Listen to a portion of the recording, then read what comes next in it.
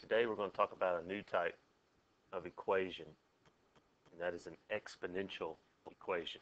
If you look at the definition at the top of your page there, it says an exponential equation is an equation with a variable in the exponent. So what that means is that our unknown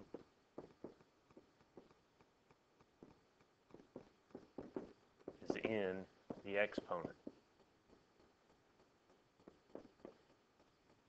Okay, and most of the time your exponential function is in the form y equals some number a times b to the power of x. Now we give this one right here the term b because it is the base. The base is what holds up the exponent. Okay, exponent's at the top, the base is at the bottom. Sometimes there's a number out front where a is to be multiplied, sometimes there is not. So if you look at these examples right here, y equals 3 to the x, there's nothing in the a location, but 3 is b, or the base, and x is the exponent because it's up high. On the second example, y equals 4 times 1/2 to the x, 4 is a, 1/2 is b, or the base, and the x is the exponent. The thing they have in common is that the letter or the variable is in the exponent. So let's talk about graphing them to start with. Every exponential has a graph, and these graphs have what are called asymptotes, and we'll get into those a little later. But let's make a table for this graph right here. Okay, 2 to the power of x. So take your calculator out, turn it on, press y equals. Now, to get 2 to the power of x, we're going to hit 2. And then there's a button above the division symbol that looks like the rooftop on a house. It's called the caret button. We're going to hit that button, and it makes a little exponent blank for us. And in that exponent, we're going to hit the button that's right next to alpha that will give us the letter x. So we should have 2 to the power of x in y1. And then we want to fill out this table. So what we're going to do there is we're going to hit second graph, and that's going to bring up a table. Now, what I would do is I would look at all the whole numbers, and the last whole number that will fit on your graph, because it's a 10 by 10, is 3/8. So if I start working backwards from there, I'm probably going to go back all the way to -2, because I think that'll fit. Let's see, -2, -1, 0, 1, 2, 3, yeah. And that'll get all those whole numbers that'll fit in here. So at -2, my y value is 0.25. At -1, my y value is 0.5. At 0, my y value is 1. At 1, my y value is 2. At 2, my y value is 4. And at 3, my y value is 8. The thing with exponentials, and the reason they're called exponentials, is because the growth or the decay happens very fast. Okay? You might have heard the phrase, my grade grew exponentially. That means in a short period of time, my grade went way up, or my grade decreased exponentially. That means in a short period of time, it went down. You can see between -2 and -1, you only go up 0.25. But then between -1 and 0, you go up 0.5. Then from 0 to 1, you go up 1. And then from 1 to 2, you go up 2. And then from 2 to 3, you go up 4. So the growth is increasing over time. Now, if we plot these points, and plot them as best you can, -2, 0.25 is right in here, just above the x-axis. -1, 0.5 is right in the middle. 0, 1, 1, 2, 2, 4, and then 3, 8 all the way up here. Now, before you connect those dots, on your calculator, hit the button that says graph in the top right-hand corner, and you should see the calculator draw the picture. Okay, and it looks something like this. All right, now, as you notice on this exponential, when it comes down here towards the x-axis, it flattens out. That x-axis is something that's called an asymptote. Exponentials have an asymptote. It's a line that the graph, like the blue picture here, approaches but never touches. If we were to zoom way, way, way in, the blue graph would never touch this green asymptote that I just drew. All right. Now, right below this graph, there's a really important statement here because you're going to be asked with exponentials, are they growing or decaying? Well, we read the paper from left to right. So if I read this graph from left to right, if I were to move on this graph, it's going up. So from the picture, you could see that this exponential is a growth example. And I'll show you why. It has a lot to do with the base. So this is an example of a growth equation because the base, which is b, and in this case, the base is 2.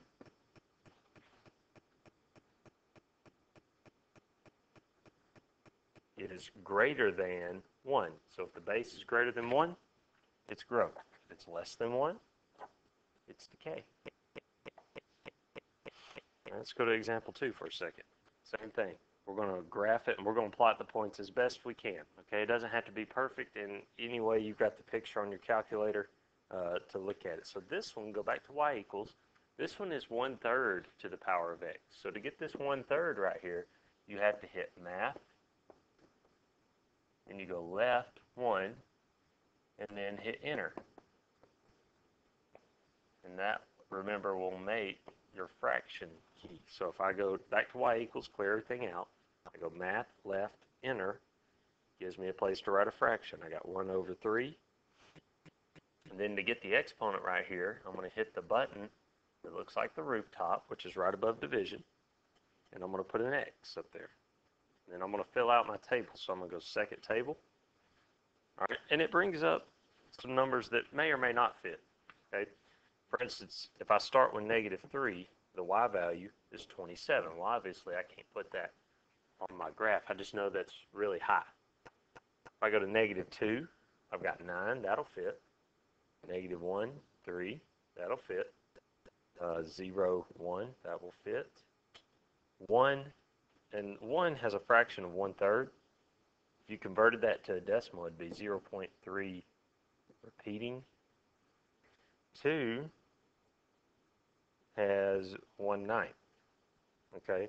And if you converted 1/9 to a decimal, it would be 0.1 repeating. All right? So let's plot these points. We got -327, so that's obviously somewhere up in here off our chart. You don't even have to plot that one. But -2, 9, we can plot.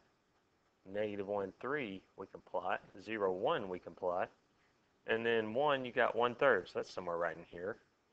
And 2, you got 1/9, so that's somewhere right in here. So just like the last one flattened out along the x-axis, or the asymptote y equals 0, this one does the same thing. And if you look at the picture, you can see it coming down and curving and flattening out near the x-axis.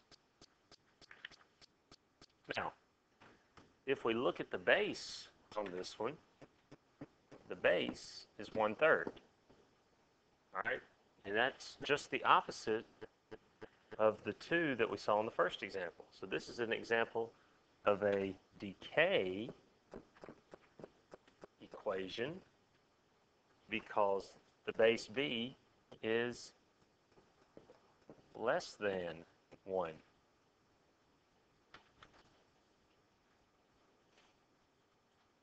Okay, if you wanted to go back on the first example and change that little symbol to greater,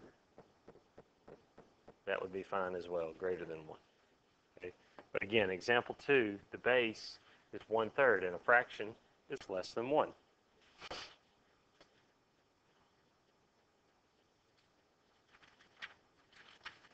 All right, flip to the next page, and you see this chart, and it's got all of these powers and bases filled out. For instance, right here, 2 to the second power equals 4. That's important for you to know. These are ones that you need to know. If you come over here, you look at 4 to the power of negative 3. It equals 1 over 64. Okay, these are important for solving exponentials. Before we can solve, exponentials have to be rewritten with the same base. So I want you to write this down right below the chart. To solve an exponential,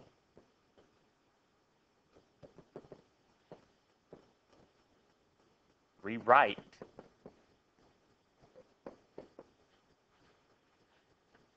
both exponentials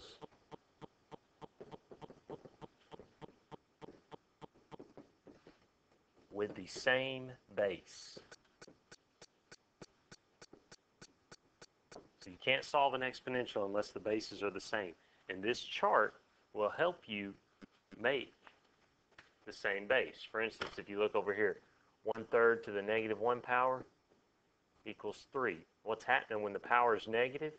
It makes the fraction flip. So it's like it's 3 to a power of positive 1, which would be 3. Look at this one, 1/3 to the negative 2. 3 to a power of positive 2 would be 9. Negative powers just make whatever you have flip over. All right, so we can use what we know about exponentials to solve equations. These are all exponential equations because they have an equal sign. And like we just wrote down, you need the same base. Okay, so if you look at example 1, the base on the left-hand side is 5. The base on the right-hand side is 5. So these have the same base. So you can drop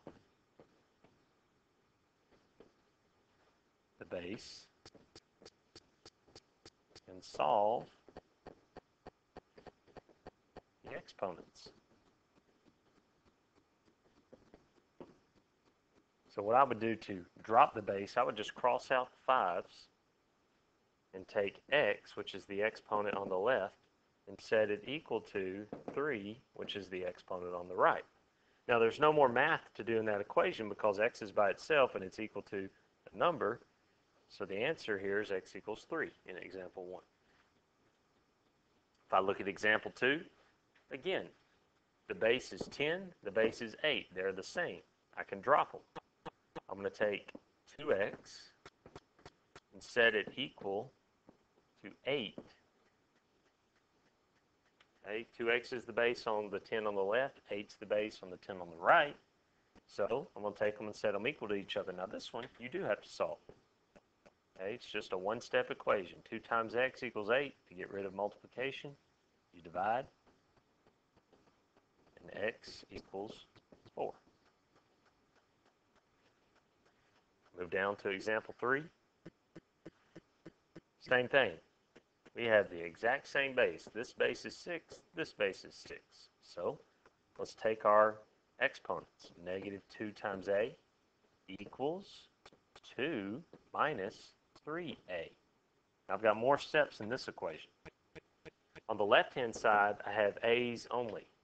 On the right-hand side, I have numbers and a's. So I'm going to move my a's to the left. I'm going to add 3a. I'm going to add 3a. I added because that's the opposite of minus 3a. Over here, they cancel. Negative 2a plus 3a is 1a, or just a, equals, the only thing left on this side is 2. So the answer is a is 2. Now, example 4. 3 and 9 are not the same base. So I'm going to use the chart. Okay? And when I use the chart,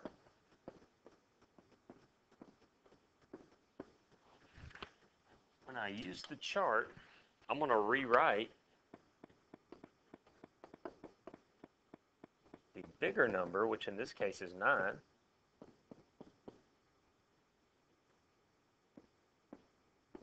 as a base of the small number.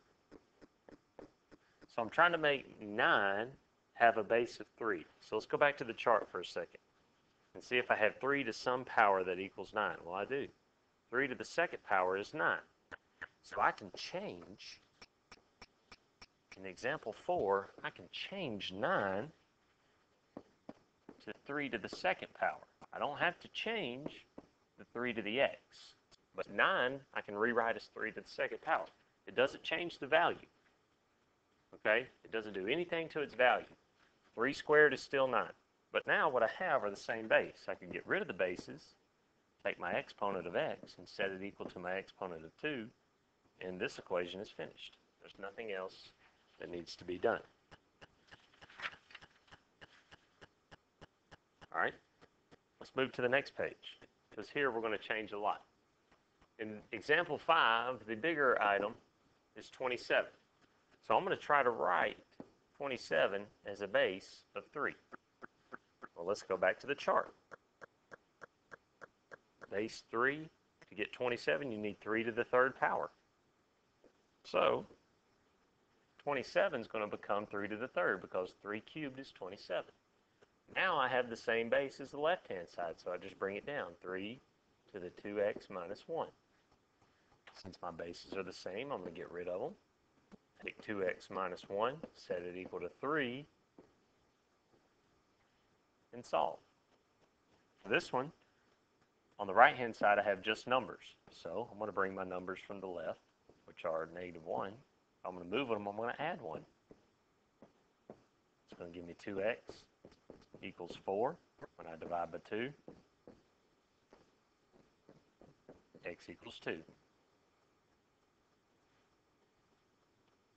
Now the next one's a little trickier. Okay? Anytime you have a fraction, you really want to take that fraction and write it with the base of the whole number. So I'm going to try to write 1 over 64 as 4 to some power. So let's move over here, back to our chart. And I want 4 to some power. It's going to give me 1 over 64. Well, here it is. I've already circled it actually earlier. 4 to the negative 3 power gives me 1 over 64. I know to go from a whole number to a fraction, I need a negative exponent. So 1 over 64 is 4 to the negative 3. You can type it in your calculator to check it if you'd like. But it's going to, if you type 4 to the power of negative 3, it'll give you 1 over 64. And now I have the same base as 4 to the x plus 1. Once the bases are alike, drop the bases, take the exponents, set them equal to each other, and solve the equation. Just like the one before, I'm going to take this positive 1, I'm going to subtract it on both sides, bring down my x equals negative 3 minus 1 is negative 4.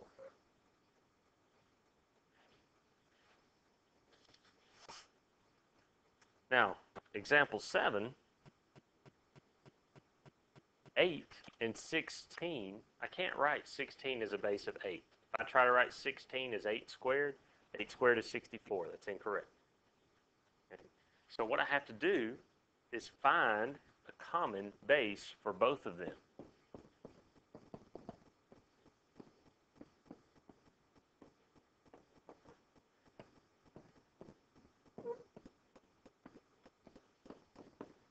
So I have to go back to my chart and find a common base that has 8 and 16 in it. Some of you might be thinking it's 4, but 4 to the first power is 4, and then 4 to the second power is 16. There's no base of 4 that can give me 8 over here. But if you look just to the left on the chart, you see the base of 2.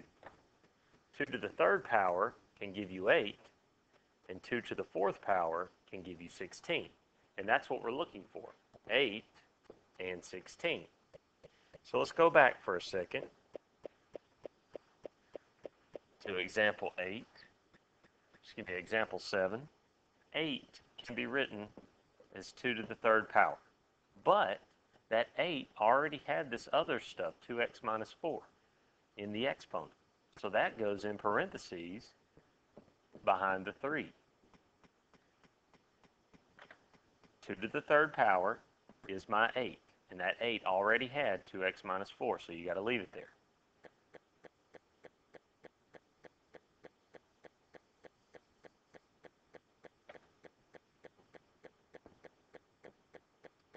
equals, now 16 we said should be written as 2 to the 4th power.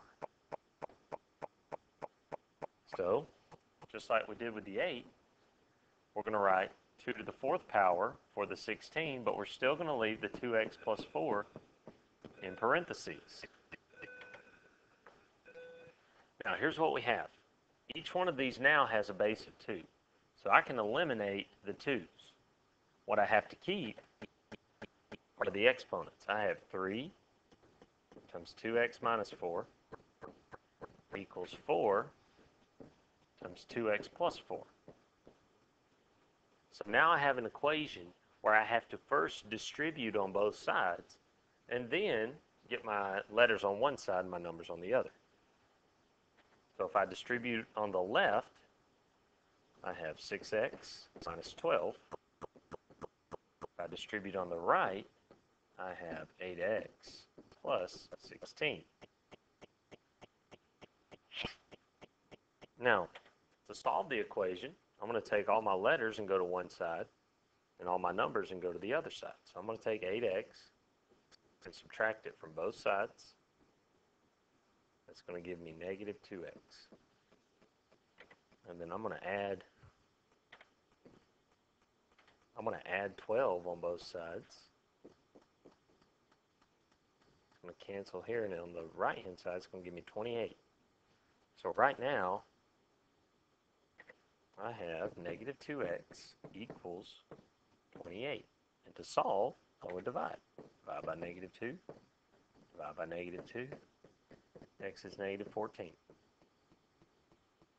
That one's a little more difficult because both of these items had to change bases. All right, let's go to the next one here. 1/2 to the x equals 16. Let's see if we can rewrite 16 with a base of 1/2. All right, so we're going to try to make 16 have a base of 1/2. Let's just see if that's possible. All right, let's go over here to our 1/2s. Oh, let's see, 1/2 to the negative 1, 1/2 to the negative 2, 1/2 to the negative 3. Well, one that's not here is 1/2 to the negative 4. Punch it in your calculator, see what you get.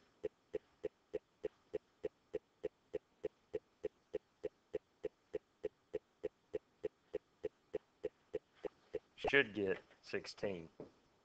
All right, if you look at the pattern, 1/2 to the negative 1 is 2, 1/2 to the negative 2 is 4. 2 times 2 is 4. 1/2 to the negative 3 is 8. 4 times 2 is 8. 1/2 to the negative 4 should be 16 because 8 times 2 is 16. So 1/2 to the negative 4 could be used to convert our 16. So let's see. We could rewrite this as 1/2 to the power of x equals 1/2 to the power of negative 4. And now we don't need the bases because they're the same. Take x, set it equal to the exponent of negative 4, and that equation is solved. Now, if you have any questions about this, please ask. Okay? We'll practice with it tomorrow.